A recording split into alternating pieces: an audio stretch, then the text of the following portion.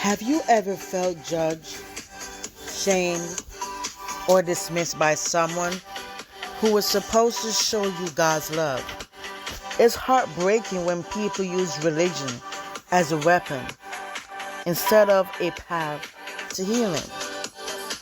Today, we're diving deep into the religious spirit, a spirit that hurts people without remorse.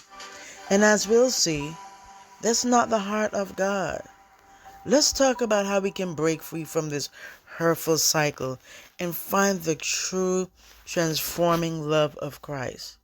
What is a religious spirit? Many of you guys are asking. A religious spirit is not of God. It's a spirit that thrives on pride, judgment, and condemnation, seeking to make itself appear righteous while tearing others down. Literally, it tears others down. This spirit is legalistic, focusing on rules rather than the grace and mercy of Jesus Christ. The Bible warns us about this type of hypocrisy. Jesus himself spoke out against it, calling it out in the Pharisees, who honored God with their lips, but whose hearts were far from him.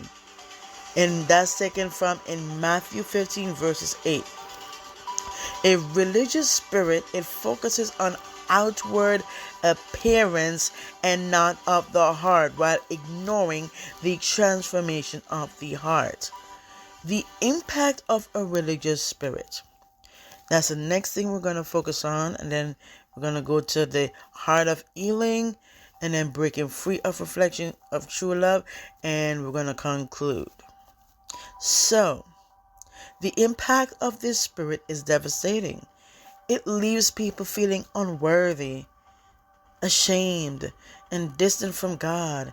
It's often these experiences that push people away from church altogether. Jesus said he came to bring life and life abundantly. In John 10 verse 10, not to condemn. And yet the religious spirit acts in direct opposition to this, causing hurt without remorse. It disregards the well-being of others, pressing down on them with a weight of judgment instead of lifting up with love. God's heart for healing, not hurting. But friends, let's remember that this is not the heart of God.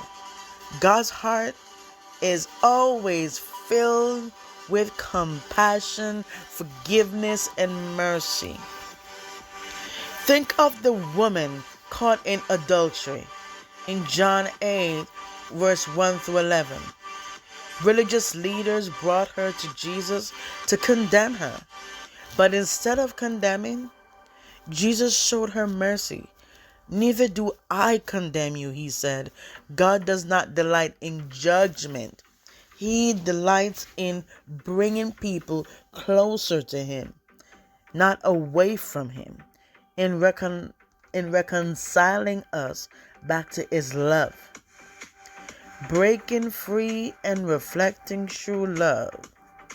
So how can we guard ourselves against this religious spirit, as you say? Well, the first and foremost, we need to recognize it within ourselves and confess it to God.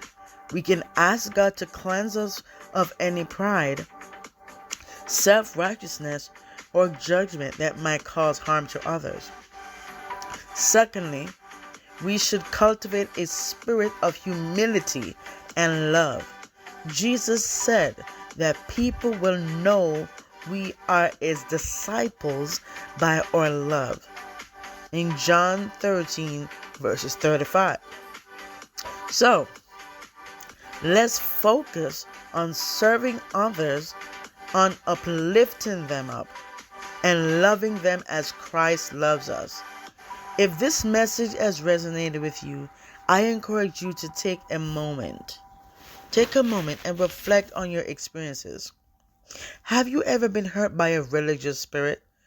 Or have you perhaps judged someone without showing the grace that God has shown you? Comment below if you'd like to share your story. I'd love to hear it. And so would others in the community.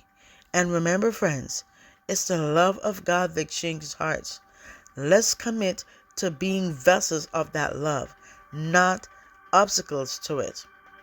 And if you found this message inspiring, don't forget to subscribe, like, share this video, and share this video with someone who needs encouragement today.